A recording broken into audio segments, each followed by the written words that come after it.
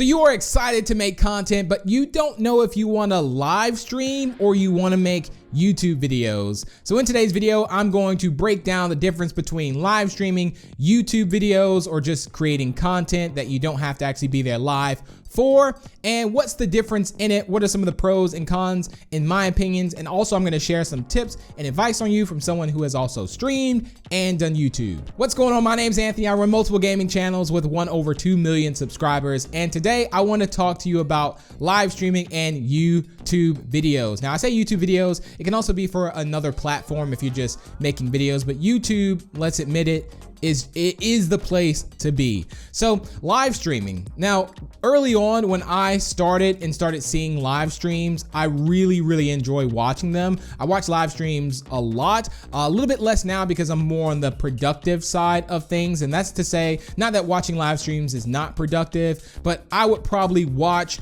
let's say, a motivational speech than a live stream just because of the journey that I am on. Now, when it comes to live streaming, it is very entertaining. I absolutely love it. I have some of the best experiences on live streams. Viewing them, I also enjoy live streaming a lot. So I'll talk to you why I love live streaming and why I may not live stream as much. And that's where the con side for me personally comes into play. So live streaming, what are the benefits of live streaming and what are the things I love the most about live streaming? Now, live streaming gives you the ultimate connection to your audience. I mean, it is unbelievable. The amount of times from my experience that I've streamed, I've had platforms and companies that I've streamed for sort of like on a daily basis in a set amount of time. I think one of the longest streams I personally ever done was possibly 5-6 hours, maybe. I know people personally who have done 24 hours. I mean, 8 hours, 9 hours. They do this all the time. Now, live streaming for me, when you are live streaming, you have to think that you are stuck there. You cannot move. You can't do a live stream if you're just not there live streaming. But again, the fun experience you have with the audience, depending on what you're doing, is amazing. And there's nothing like a live stream experience, especially if the person live streaming, like the host, is really engaging with the audience. They really treat the audience like they're just there in the room. It's so good. And that's really one of the reasons why I love live streaming, because you can really, again, connect with that audience. Now, for me personally, what are some of the cons with live streaming is that you are stuck there. And I mentioned this, you can't really do anything else. You're not as flexible. Let's say you have dinner, for an example, with the family, but you promised everyone that you're going to be live streaming for the next 5 hours. Of course, you can put that off, go to dinner, of course. But a lot of times you say, I got a live stream, and you actually live stream and you're there. So you are technically, again, glued to one place for a certain amount of hours. Whereas with YouTube videos or making content like that you can just, record, edit, and upload, you have a little bit more freedom because you can technically set your videos on schedule. For an example, I was on a vacation trip in Brazil, which it was awesome, and I had to prep a lot of content to upload for one of my channels. And if I was a live streamer, I would have not been able to have any content at all. I would have just had to almost take just 3 to 4 weeks off and not do anything and just say, hey, I'm gonna take a break from live streaming, but I'll be back at this time. Whereas with content, I was able to sort of have videos going out that were already scheduled, and they didn't miss a beat. I don't think anyone really even knew I was on vacation because content was going out, and I was able to keep my audience and fan base entertained. And yeah, it was one of those things where I didn't need to be there in order for them to actually enjoy some of the videos that I created.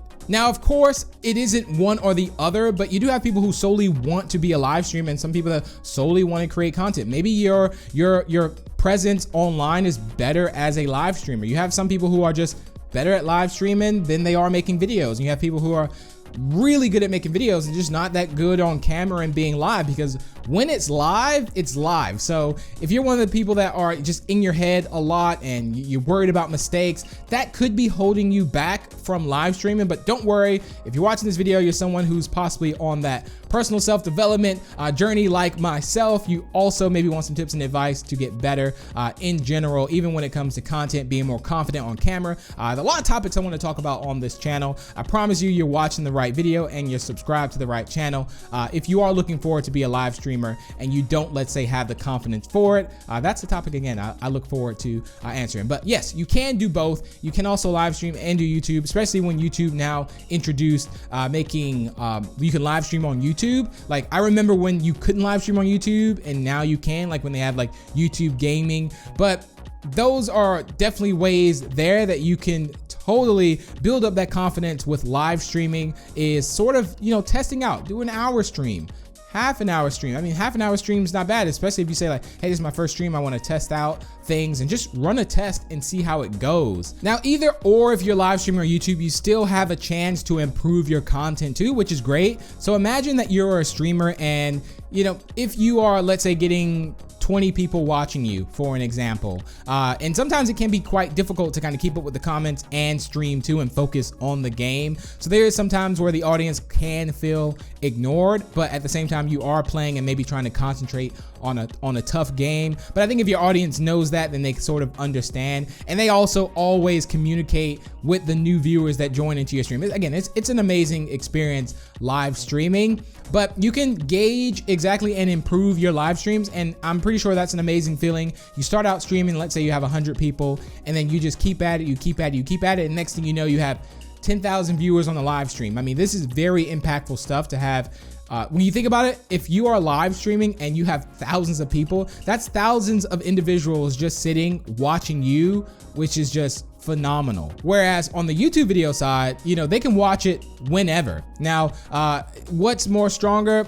I'm not 100% certain because sometimes they don't translate, but I would say that is such an amazing thing to have, to know that people are there for you. And let's say they didn't randomly pick a video or randomly see a video and click on it and see you, because you'll have a lot of views, but you won't have, let's say, a lot of comments. Whereas like on a live stream, that if you see that number, for the most part, those are the actual people that are there watching you play. But my preference is doing the video side, just because I'm able to have that flexibility. I'm able to record videos, I'm able to edit those videos, which I absolutely enjoy, and I'm also able to do other things. So if I have a video, if I can record, let's say 10 videos in a day, if I can just record those, I can go do other things and then maybe use the next day to work on other videos or edit other videos. And I'm not necessarily tied down to a schedule, but it does time out. It works out well. Let's say if you're used to working just a straight 8 hours a day, if you were to take that, let's say if that was your full-time job, just streaming, you could just take those 8 hours and now you're doing what you love to do in the same amount of time. And the beauty of it is live streaming, it doesn't feel like work, although it is in some degree, especially if you're earning from it. But being that it's something that you love to do, and if you're lucky enough you love to do it, then it doesn't feel like work and the time goes by really, really fast. So I'd be curious to know, what do you think? Would you rather stream or do videos? And if so, why? What do you love most about it? Let me know down below in the comments. But if you enjoyed this video, I think you're gonna really enjoy this video and find it helpful. But don't forget to leave a like and subscribe for more, and I will see you in the next one. Take care.